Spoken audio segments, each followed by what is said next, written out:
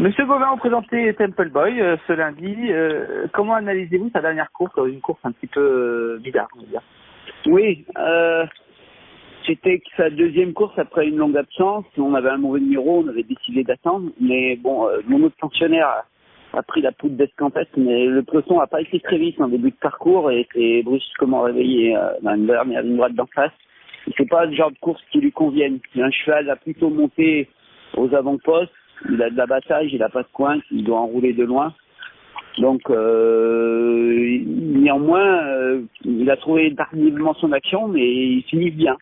Oui. Là, maintenant, il a 2 courses dans les jambes, il a bien retravaillé depuis, et il va être plus à l'aise sur grand champ de course gazon.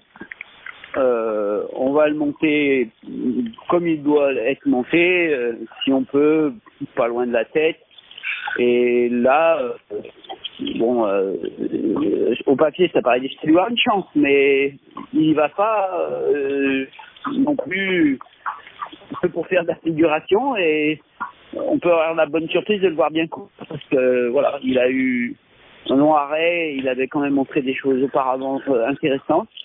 Il a une situation au poids plus favorable.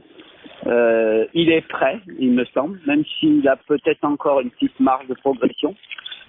Donc voilà, faut pas prendre sa candidature trop à la légère, même si ça paraît précieux de voir une chance, quoi.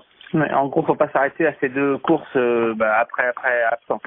Voilà, c'était une préparation, hein, surtout que la première, c'était en plein hiver, au moment où on avait vraiment une mauvaise météo. Il avait travaillé encore moins que je l'aurais voulu, donc il a couru pour se préparer. Il avait vraiment besoin de ça. La deuxième était déjà bleue, et là, il est encore mieux.